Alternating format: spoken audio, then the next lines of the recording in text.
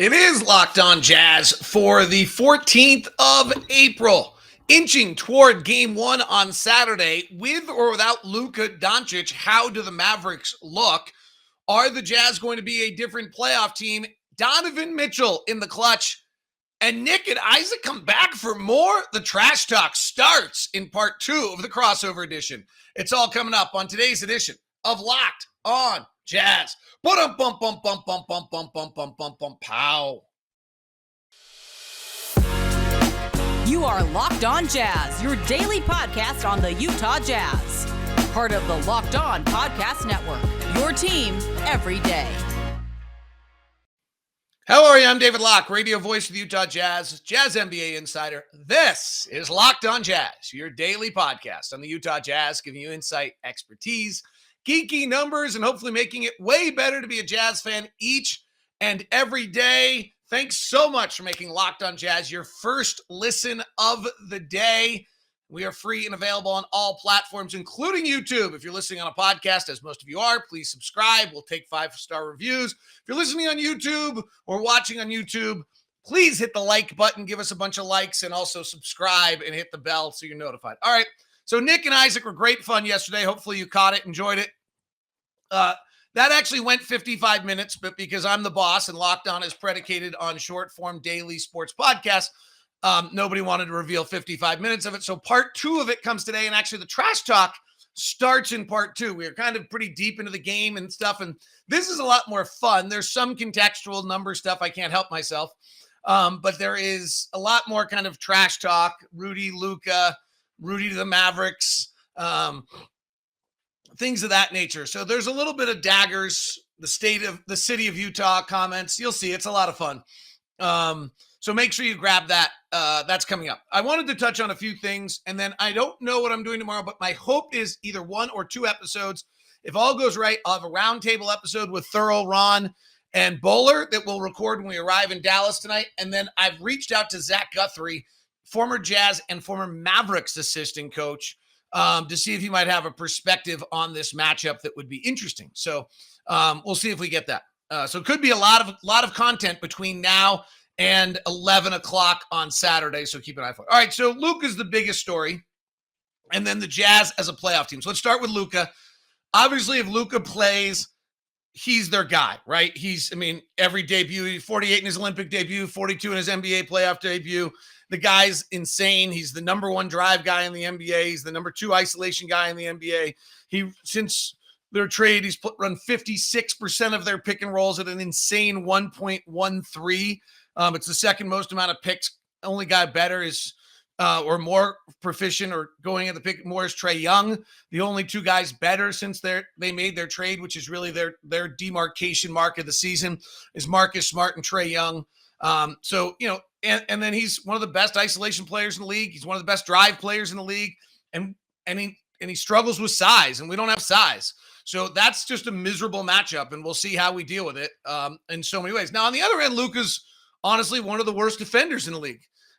If you go look at pick and roll defense, Luka's only been put in 283 pick and rolls all season long, which isn't that many, and particularly considering the fact that the Jazz in 2 games ran 41 pick and rolls at Luka Doncic, and he's only been in 283 all season long.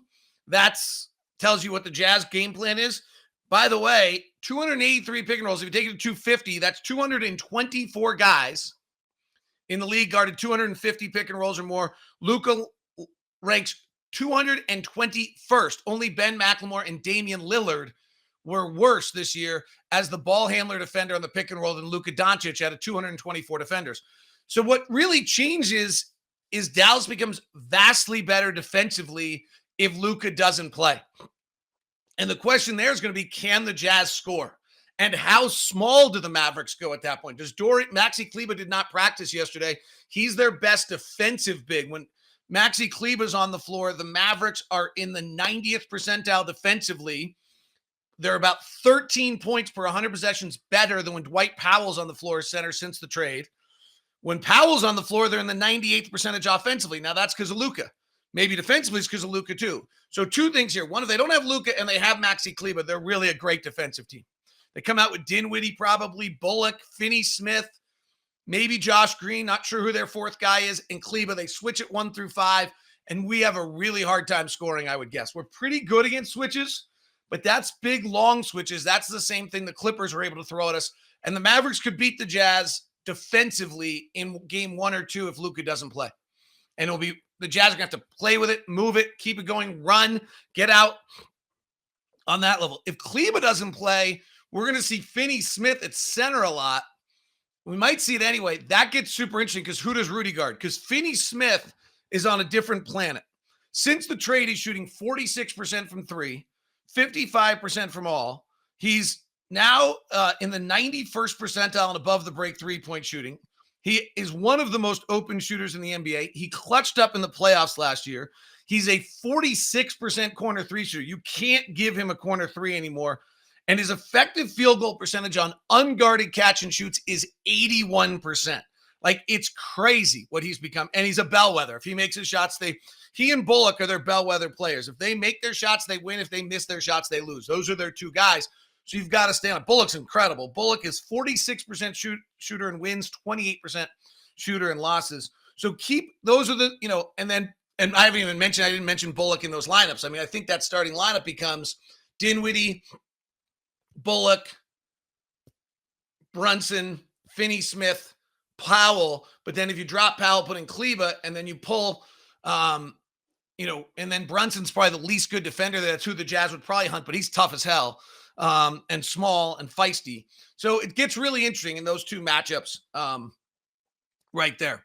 All right, so from a Jazz standpoint, feels like new energy in the building. Watch practice yesterday, 2 hours long. Ron was at practice the day before. Really said they were feisty. It feels like a whole brand new energy to everything going on. I mean, Jordan Clarkson said in Orlando this year that he was bored. Like, this group has been waiting for this day. They see, if they flip the switch, we'll see. They were 29-13 this year when they were healthy. Juancho Hernan-Gomez and Daniel House have been added to the lineup. Does that fix those groups? That's going to be a major part of this. The other one is whether or not the Jazz can dominate inside, and particularly if Kleba doesn't play. He's a really good defenseman.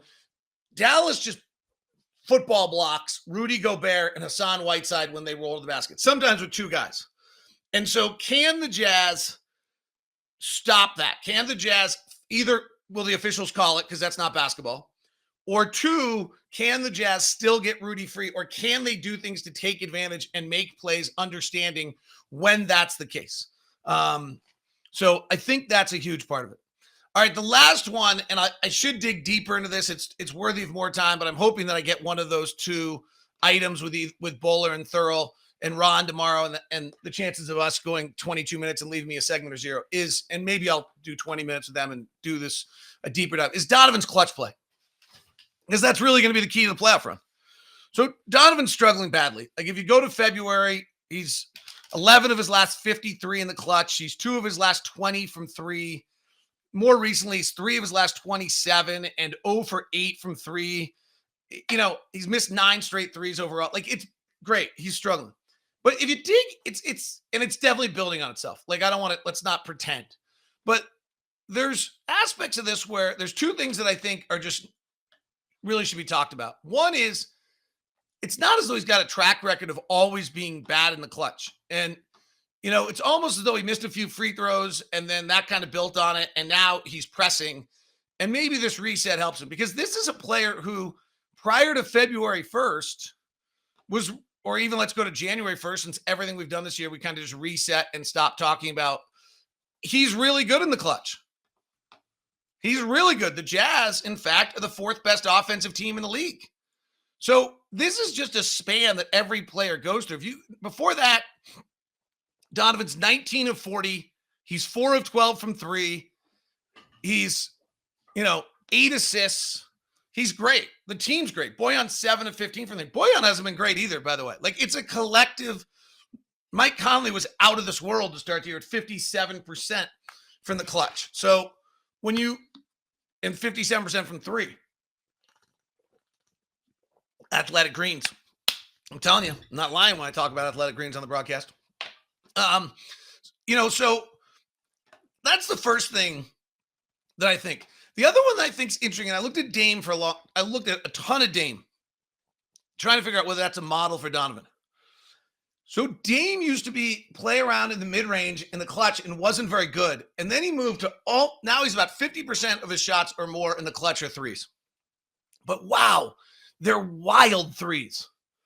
And I'm just not sure that that's a replicable. I really started the research thinking that like Dame was the replicable model for Donovan of how to play in the clutch. And the reason I did that is because if you go look at who's taking the most shots in the clutch and then look at who shot two. So this year, most shots in the clutch, Joel Embiid's taking 100. He's only taking 24 threes. He's 7-1. Jokic, 93. He's only taking 11 threes. He's 2 of 11 from three, by the way. Donovan at 91. Okay, he's 6'3", 6'1", depending what number. And he's struggled from three. He's 6 of 32 from three, and he's 30 of 91, 33%. Then there's LeBron taking 91 shots. He's 38%. He's taken over half of his shots from three now. Kevin Durant. Okay, Kevin Durant, 89 shots. He's only shooting 29% from three. He's actually only shooting 42% from the clutch, despite what it feels like. Then you have DeMar DeRozan, who's taking 86 shots. He's only taking 4 threes. And this then builds the narrative. Jason Tatum, 78 shots, only 25 from three. This builds the narrative that, well, you have to be a mid-range player late in games, and mid-range matters. Maybe. I really don't know the answer here. I did a ton of research on it, and maybe it's why. So first thing is maybe, but LeBron's 6'9", Durant's 7'1", DeRozan's 6'6", DeJounte Murray's 6'6", he shot 43% of the clutch. John Morant is getting to the rim. Jason Tatum is taking 78 shots in the clutch. He's 6'8". He's only shot 37%. He's right there with Don. He's 2 of 25 from three. Van Vliet's interesting. He's taken 77 shots, and he's pretty good in the clutch. 47 of them are threes, though. So here's the only other 6'1", 6'2", 6'3" guard. He's shooting 47 of his 77 shots as threes. Steph Curry is even taking, and he's a great shooter, 39 of his 75 shots from three. So I start this thinking to myself, like, okay, what this shows is that if you're a 6'1", 6'2", 6'3" guard, because of what Dame's done, because I looked at Dame, because then I looked at this and said, well, then you really got to be shooting threes in the clutch. Except for the fact that when you start to run through this, Darius Garland, 6 of 25 from three in the clutch. Steph Curry, 7 of 39 from three in the clutch. Trae Young, 10 of 29 in the clutch. Trae Young's taking about 40% of his shots as threes. 35%. Donovan, 6 of 32, 18% in the clutch. Even go to some of the other guys. Jason Tatum, 2 of 25 from three in the clutch. So, Luka Doncic, 6 of 26 from three in the clutch. At 23%, he's 6'9". So he's able to, and he's taking about 40% of his shots as threes. Terry Rozier, small guard, shooting over 50% of his clutch shots as threes, is actually making 33% of his shots. Cole Anthony, who had a pretty good clutch year, about 50% of his shots from threes, 23%. So two things jump out at me here.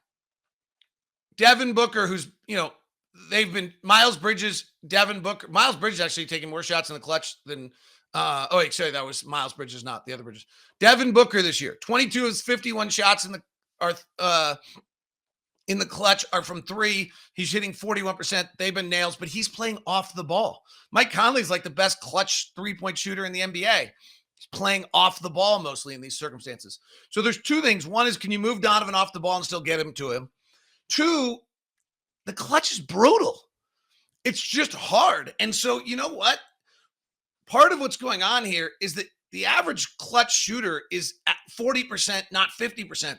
And so if you swing it all, you swing down. Like, sure, Donovan's on the extreme right now, but you're going to have, with small variations, huge swings because the average shooting is 40% and your three-point shooting's not good. So I watched Dame's threes. I finished this project. I looked at the project and said, okay, what are small guards doing in the clutch? And the answer is a lot of small guards in the clutch are shooting threes, but they're not shooting them well. So then I went and looked at Dame's threes. They're wild. Like, I don't think we're ready for Donovan to take those threes. And maybe Donovan's going to have to learn how to take those threes. But I mean, their quick release, you just have no space late in the game. Their quick release off a pick just flying. They're deep 33-foot threes. And maybe that's better for Don than getting into the paint, right? Like, in the midst of Don's struggles right now, he's, his three is not falling either. And his three's actually never really fallen in the clutch. Like that's always been something. Is that late game legs? Is that defenses are different? Is that he's one of the best catch and shoot guys in the NBA and he never gets a catch and shoot because he's got the ball in his hands? All these things could be possible. If you take him, Donovan's 8 of his last 42, 1 of 14 from 3. So he's 7 of his last 28 from 2. That's not, again, like I just talked about, let's go back to earlier this year when Don's on it. He's 19 of 40, he's 4 of 12 from 3. That's, that 33% from 3 is actually better than the 47, the 2-point, or about the same as the 2-point shooting. So I did all this work trying to figure it out. I thought I was going to have this great thing about like, here's what Dame's done, wrote up this whole like 8 Twitter thread, read it, and was like, yeah, I don't think it's accurate. So I never got it out. I don't have an answer here. I just think it's really hard. The key is you've got to get Donovan space. He's 6'1", 6'2", 6'3", whatever he is. He's got to have space. The post up on the mid block on Miles Bridges against Phoenix with everyone sucking in around him seems like it's going to be pretty hard at 6'3". Open air space, high pick and roll, very high, very, very high pick and roll like Dame does. They switch it, get it. If they trap, he's got to be willing to get off it. I mean, that might be the biggest thing. If they trap because you're bringing Luka to the action, he's got to be willing to get off it. If they don't have Luka and you got Dorian Finney-Smith on him, you'd like to get Finney-Smith off of him. You bring somebody up and then you let him go to work. And he's got space maybe. And we got shooters and Rudy rolls. But when you blitz us and double, we're pretty good. Donovan's just got to get off it. Maybe he gets it back. So that, I don't have a big takeaway there. Other than the clutch is really, really hard. The average percentages in the league are really, really bad. So that when you swing to desperate numbers. And that's where we are right now. He was well above the charts earlier this year. He'll bring it back. He'll be fine. All right, really long first segment. Apologize. Well, hopefully you don't mind. The crossover comes next. Today's show and the trash talk part of the crossover. Today's show is brought to you by some good people over at Summit Cap. Summit Capital is a local investment group made up of successful business operators. They provide capital for management seeking to buy out the owner of businesses they work in. Let me explain that. So let's say you work for a company. You've worked there or someone's worked for a company, family owned. We'll just use that as the storyline here. And the owner doesn't really want to push it to the next level. They're perfectly happy. The numbers coming in are good, but they're also about to phase out. You as the guy running the company or woman running the company for a long period of time know you could do more with it, but they haven't been willing to do it. Now's the time. Go to Summit Capital. They provide the capital for you, and you use your expertise to move that company into a new realm. The owner gets their cash out. You take it to a new realm, and you get supported by Summit Capital. They're also looking for owners seeking to sell their businesses and entrepreneurs seeking capital to help grow their businesses. They funded Locked On. When we were in the investment stage, it was a great experience because never once did they say to me, when are we getting our money out? The only thing they said to me is, I wish we'd invested more, which was very complimentary and nice. So feel free to contact Matt over at Summit Cap if that kind of rings a bell to you or someone you might know.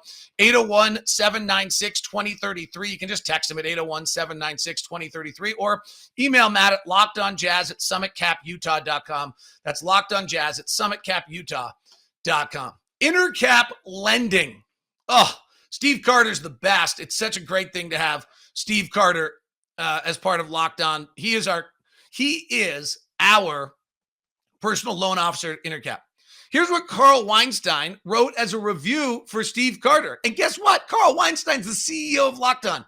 Fantastic experience working with Steve at Intercap. Steve and his team were the top of everything, super responsive, got our loan done quickly, provided answers and options as needed. He made a lending process painless. Couldn't recommend him more. John W. said, Steve Carter was fantastic to work with. Night and day difference from my experience with previous lender. Steve was proactive, kept the ball moving. I've never had to reach out to him to figure out what's going on. He updated me frequently and promptly. He was friendly, helpful, respectful of my time. He helped us secure a great rate on a mortgage refi that saved us hundreds of thousands of dollars over the life of the loan. Wow, it's a big house, John. Congrats. Look at you. All right. So Steve Carter is your guy. Make sure you give Steve Carter a call. His number is 385-800-8528, or you can just email me at dlocks09@gmail.com and I'll connect you. That's 385-800-8528. Intercap Lending, NMLS number 190465. For more information, visit intercaplending.com. On the other side, I think it just gets really interesting on how willing the Jazz are to switch Rudy onto Luka. Yeah. Right. How willing are the Jazz to saying, you know what? Like, Donovan I mean, they're can't future guard. teammates, so they could really bond on the Gave away my floor. last question. Oh, that's really interesting. So I didn't know Luka's coming to Utah. Because last time I checked, one of those two players has actually already re-signed with their team and showed that they like it there, and the other hasn't done that yet. But who is not re-signed with their team? Rudy Gobert was a legit non-rookie free agent re-sign. Nobody's ever not that. Nick, that doesn't count. No player in the history of the game has not taken the guaranteed signed for 5 years. Utah's a bad city. What happened to the remember the episode where we had white collars, Isaac, and white shirts because that's what Nico Harrison and Kidd were wearing, and that's what they all went to Slovenia. What was that all for? I mean, it's interesting because you've never. I mean, right? So He re-signed. I was fully prepared for this pod. I was going to start off this pod before the Luka calf stuff. I told Nick, I was like, start off, like, David, how does it feel knowing that Luka's going to end this Jazz run, that it's going to lead to this team just splitting up, break, and then this happened, and I'm like, I can't even be confident in any of it. And it was gonna continue to, and then Rudy Gobert coming to Dallas and getting the redemption arc that he desperately needed. Like everyone falling in love with Rudy Gobert after. I'll tell you what, if Rudy Gobert went to Dallas to play with Luka, I might make the Mavericks in the NBA Finals. He would average 20 points a game just on lobs and dunks. Right. No. Well, okay. You know the whole stupid controversy about Donovan not throwing passes to Rudy? Oh yeah, was it two a game? 2 passes a game? Right. Well, okay. First of all, where are you going to throw Rudy the ball? Where do you want to throw under the rim? Okay, so there's only two players. There's only 2 players in the entire NBA that average more than average 2 or more passes a game to the rim. That's it. Wow. One's Trae Young and one's Luka Doncic. That's Rudy's destination. Are Luka's all in the first quarter throwing lobs to Dwight? I feel like they just try that every first quarter. They're like, let me throw 18 passes. Third quarter, mark it down. Third quarter, first play for Dallas. It's going to be the lob to Dwight. Always. Right. I don't. I think that how do you score if Luke is out for 3 games? It's honestly asking a lot of Spencer Dinwiddie. And that's he's going to have to, it's him and Brunson. They had a game against Houston a while back.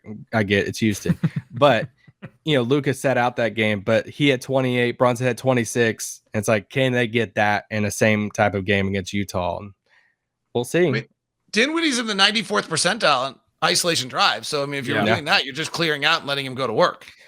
I will say there's a small timeline, history tie into this so if you go back to Dirk's first playoff series, the first one that he won, so we're looking at 2001, it is against the Utah Jazz.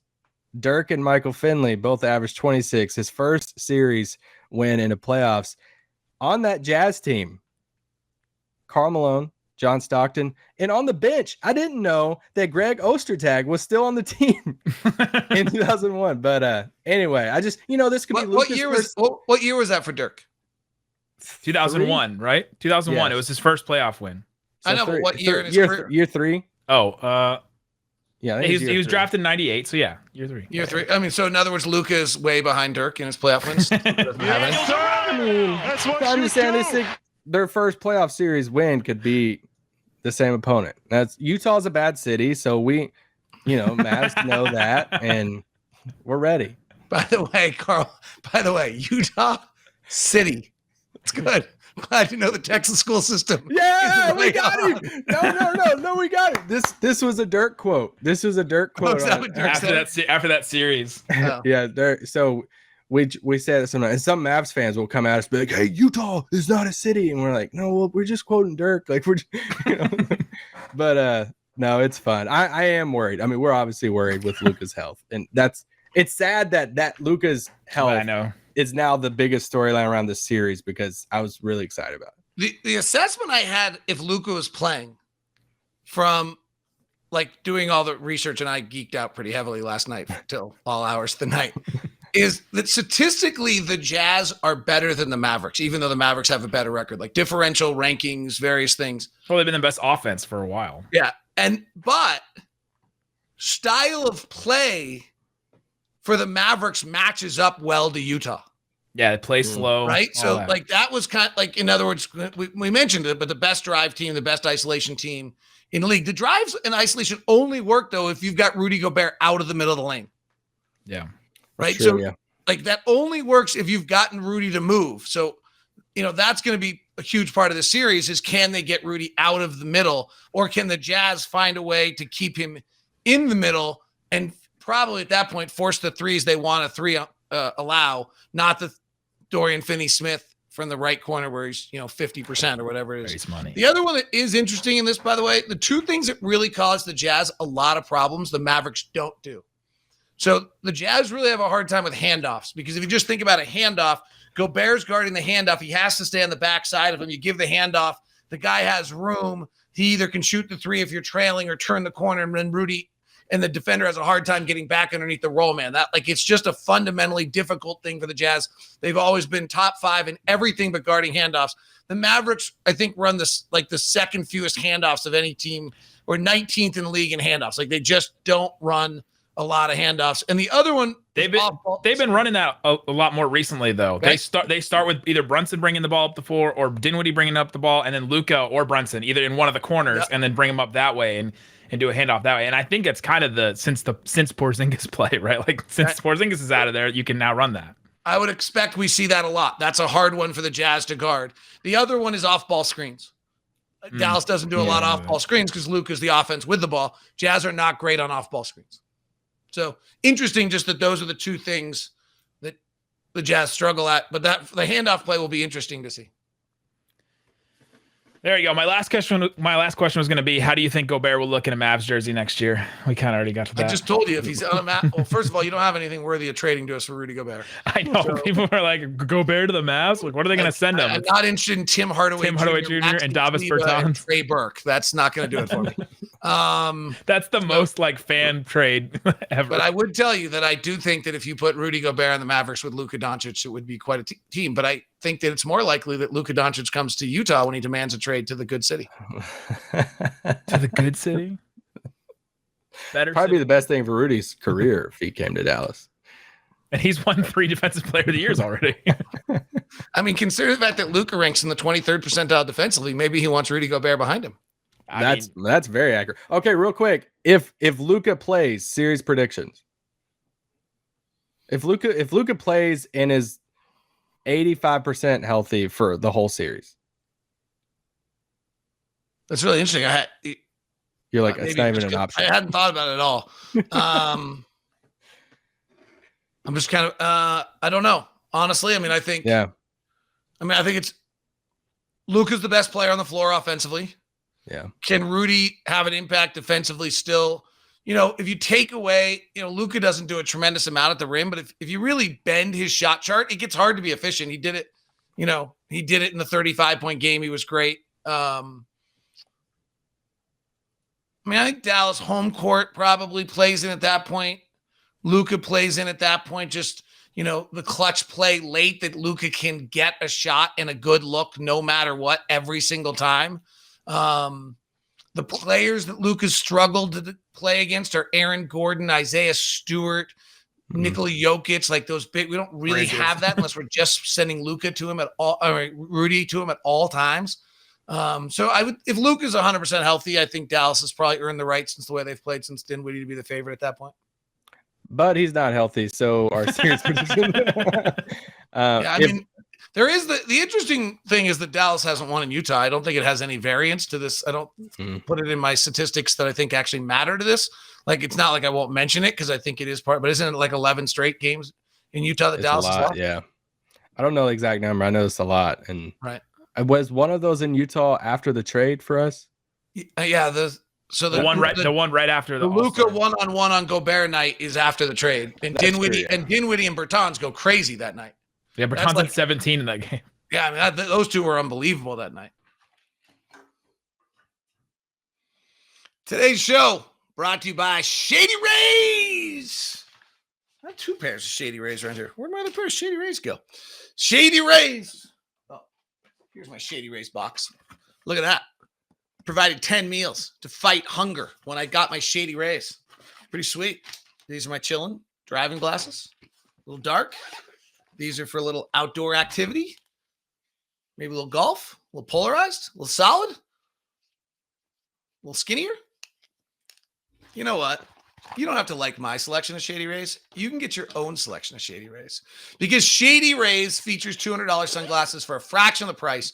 And these, amazingly, you got 50% off if you bought two. That's what fired me up the most about Shady Rays. Go to shadyrays.com and use the code LOCKEDON to get 50% off 2 or more polarized sunglasses. Or more. I didn't realize or more. I could have bought more. That's Locked On code for the best deal of the season. 50% off 2 or more pairs of Shady Rays. That's durable frames, premium high-end finishes. Also, something you won't find anywhere else is Shady Rays' insane protection program. Includes lost or broken protection on every pair. You send a brand new pair if you lose them, no matter what happened. Give them a try, and if you don't love them, you'll pay nothing. ShadyRays.com, promo code Locked On. Get you a 50% off on 2 or more pairs. Today's show is brought to you by betonline.net. The NBA playoffs are upon us. We get a day off tonight, and then we get, or don't we get a day off tonight? Yeah, I think. And then, or do we get, we get a day off tonight, and then we get the games, the final playing games coming your way, and the series odds are there. So the Hawks are a 2.5-point favorite over the Cavaliers. Clippers are a 4-point favorite over the Pelicans. Jazz are a 4.5-point favorite against the Mavericks. Memphis, 7-point favorite against Minnesota. Philadelphia, 4-point favorite. The Warriors, a 6-point favorite against Denver. Milwaukee, 10 points against Chicago. And Boston, a 4-point favorite, a 4.5-point favorite. I think I saw something about and the Jazz are now minus 305. Wow. Money must be flying in on the Jazz right now because the Jazz are minus 305. Grizzlies are favored at minus 385. Sixers at 174. Warriors at minus 245. Bucks at minus 1,400. And Celtics at minus 145. It's all betonline.net where the game begins. Last 11 games, Bertans shooting 50% from 3. You know, I heard that on a podcast today. It was Locked On Mavericks. Hey, we just said it again. What other crazy notes? You want any other notes? I got stupid notes everywhere. I have random stats. Just looking at free throw attempts. The Jazz are are first in the league in opponent free throw attempts, and Dallas is 22nd in the league in just free throw attempts. Dallas has to kind of shorten that gap some. That you're so good at not fouling on shots and Dallas isn't very good at getting to the free throw line.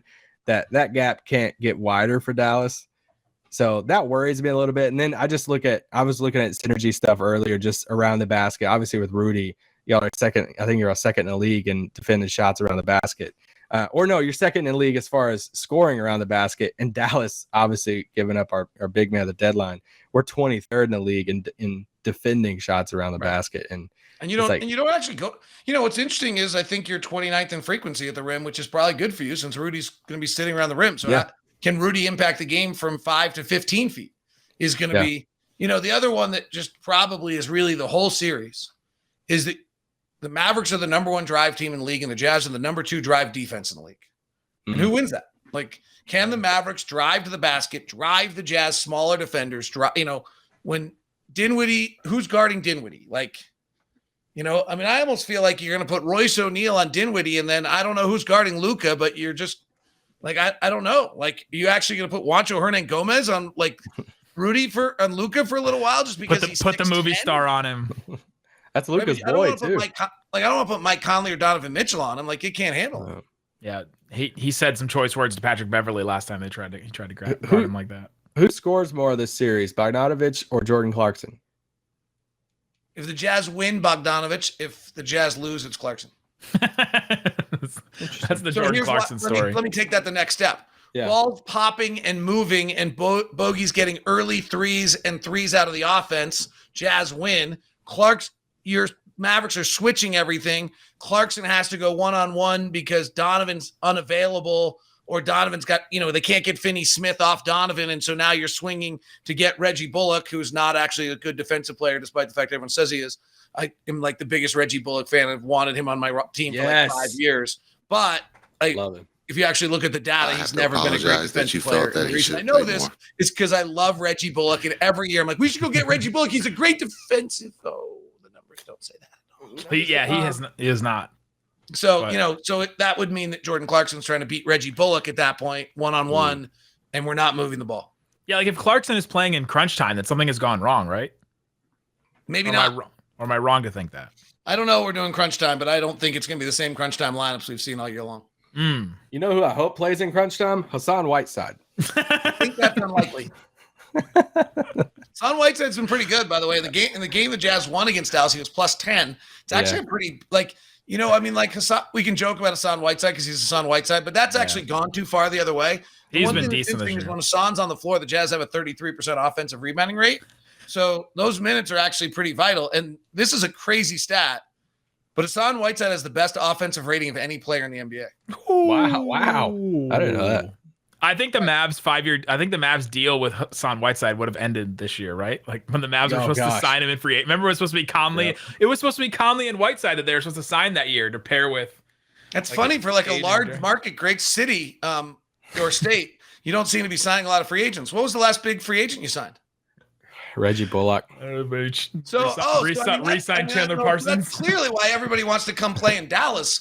Major market, great place. The free agent signings you've had. They got rid of the coach no one wanted to play for. He's gone. That's the talking point we're giving now. What was that when I was talking over you? Oh, they got rid of the coach nobody wanted to play for, so it'll be better now. Oh, yeah, that's interesting. Yeah, that one that won a title. That's what we said. Yeah. So Dwayne Wade, does he? Oh, if Dwayne Wade is at these games courtside, I can't handle it. I can't do it. Their heads are gonna explode. Really? Is there any reason? Is there something? Dwayne Wade heads to the free throw line for 2. Oh my God! If he goes to the free throw line, somehow he walks out of the free throw line between timeouts. Something about that bothers you? Hey, have you ever told David about your LeBron story? During Wade's incredible, tenure on the Cavs. They were in town.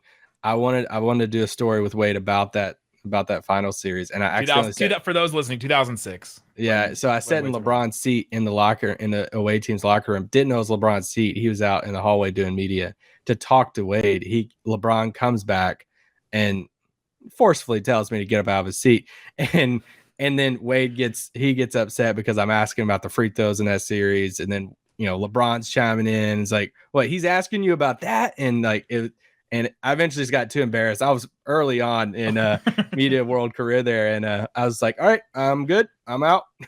And I just left. It's funny. I have the opposite LeBron experience. Oh, you had a great one. Maybe the coolest experience. One of the coolest 5 or 10 experiences I've had in my career was we played Miami on December 22nd or 3rd. This was many, many years ago. And probably 7-8 years ago. And it was clear LeBron had a honey-do list he didn't want to get back to do for Christmas. And he just hung out in the hallway with us talking basketball. And it was one of the most amazing things because we actually somehow got into a conversation about it. So there was a game early in his career when he was with Cleveland where he gets hot in Utah and the Jazz fans actually give him a standing ovation. He was that great that when he checked out of the game, the Jazz fans gave him a standing ovation.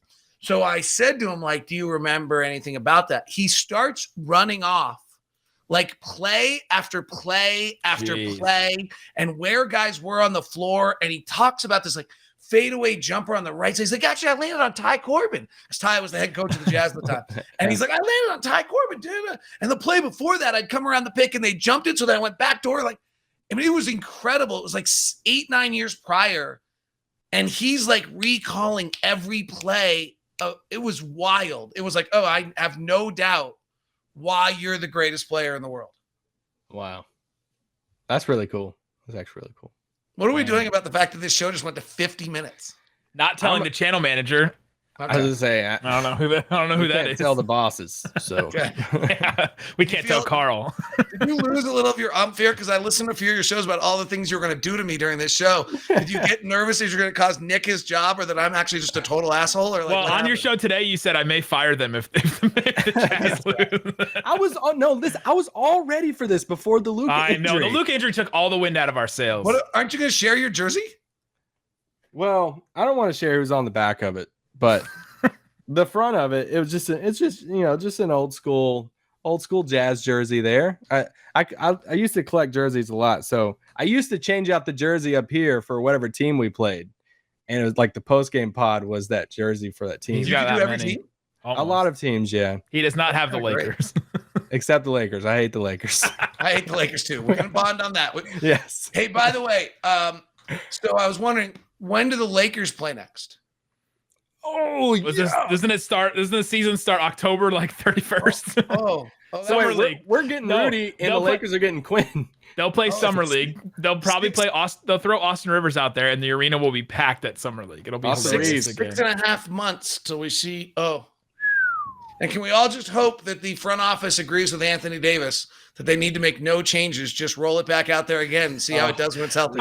Please I mean, what hire are they Mark gonna do? Jackson He's the leader in the clubhouse right now. just to get him off broadcast. What was the Bet Online had odds for their next coach? You know, never mind. Is it Quinn? No, Mark Jackson. Mark I'm not- Jackson's the leader. Quinn's post game looks or just in game looks. He's the guy. I'm like, I wish I could look like that guy. He rocks vest. You and just think ev- Quinn his has a look. big advantage over Jason Kidd? Fit wise, No, like looks? coaching wise, I do. Yeah, I think Jason Kidd, he's won like the Mavs over as far as he can get them to like try hard and do things, and he's he has the trust of players. But I think scheme wise, he got a We big talk- Game 7 win in his career when he's early in his career against Toronto. Yeah, you're talking about coach of the month, Jason Kidd. yeah, coach of the month, Jason Kidd. You got advantage? First Dallas Mavericks coach of the month since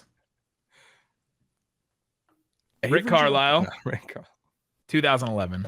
Was that the last time you won a playoff series? It is. Dang it! It is. Walks right into that one, Nick. Oh, this hurts. I just thought that was an interesting thing. I wasn't trying to like lord it. I want to Gosh, make it I'll known. tell you what, I love It's Donovan it's Mitchell. interesting that a franchise that signed Reggie Bullock as its biggest free agent that hasn't won a playoff series since 2011 can talk trash about the franchise I work for falling apart. That's that. I gotta tell you what, that's sweet. I just want you to know that's we'll be That's here what for that is. you whenever your team like just completely implodes and in the off season. I just want to know we'll be here for you. We'll still mean, listen to Locked On Jazz. Well, hey, you know what the nice thing is? If we want to talk about implosions, you've experienced all of them in the last 3 years. So therefore, I will come to you to understand how to cover them. And every facet of we've experienced that. On court, off court, in Ugh. court, all of Yeah. them. The sad thing about it is I love Donovan Mitchell so much. Like before he even got drafted, being from it was his Kentucky, guy. that was my guy. We and drafted him in our locked on like mock draft that year yeah for the and Mavs. just had some friends up in Louisville and like everything. And then he went. And obviously, I don't dislike the Jazz, but we have fun with it. And it's wild that Rudy, his reputation around the league is so. Like it feels like he's the least liked player among players. It does. And- That feels accurate. It's weird. Yeah, it's just weird, and I love Mitchell, so I'll always be a fan of him wherever he You know what's goes so outside of interesting Utah. is for a bunch of guys in the league who don't like to defend, I'm pretty certain that there's 449 of them would like to have Rudy behind them I know, on right? 92 possessions a night. What do you take from that Kevin Durant comment a couple years ago where he's like he's a fraud like defensive player of the year? Where Kevin Durant's like, they gave a guy defensive player of the year that I can score against. Did you see that When comment? we could ever win defensive player of the year. Did you watch the game tonight? I mean, he's stupid. Right. I mean, frankly, actually, the irony is, you know who the one player in the NBA that might be able to guard Kevin Durant is? Rudy. Rudy Gobert. Mm. No, really. Like, seriously, if you're going to guard Kevin Durant at 7'1", crossing over, pulling up, and hitting a step back, who's the one player in the league that actually might be able to impact his shot window? Well, is Anthony Davis healthy? Maybe. I don't. Anthony Davis is a little slow, but 3 years ago, Anthony Davis, but no, Rudy.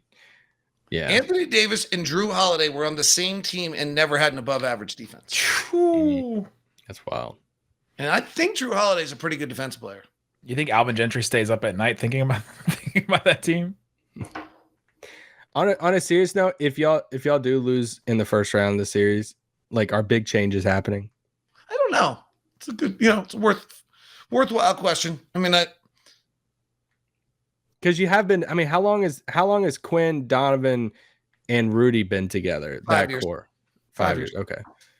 So Just That's the life cycle of an NBA team, though, right? it is a little bit. I mean, I think it's a legitimate question. I would not be, as many fans are, a proponent of it. I think there's actually some value to being the only team in the Western Conference to go to the playoffs 6 straight years. Yeah, right. Like, I think this is pretty awesome.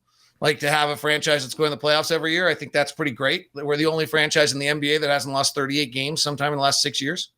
And what do? Turn into the Blazers? Like, yeah, right. Like, I mean, there's enough cautionary tales out there that I don't, I'm not that interested in waiting, my one playoff series in 15 years and then being fired up for a playing game. Right. Like, so I think there's enough cautionary tales that I would be very reluctant to do so. There's also, can you remake the team in some way rather than implode? I mean, it seems like that might be a better way to do it. Yeah, and I didn't understand. If like you trade one, you have to trade the other, and like all that. I'm like, man, I just feel like, especially Jonathan's still so young, and they're both under contract for an awfully long time. So yeah, it's true. Well, all right. So we wrap this thing in an hour. That's good. That's good. Hope everyone liked it. 3 guys chilling, talking NBA. It should be a fun series. The schedule hasn't come out yet. It might come out by the end of tonight. I'm guessing that we go like Monday, Tuesday to Thursday. So we do like one of these. You mean the NBA isn't waiting until Luka Doncic's injury status update before they decide the schedule? No, they found out what they need to find out. They want to know where Kevin Durant and Kyrie Irving were going. Yeah, true. All right. Yeah, let's do it again next week. Yeah, let's do it. That was fun. See you guys. See ya.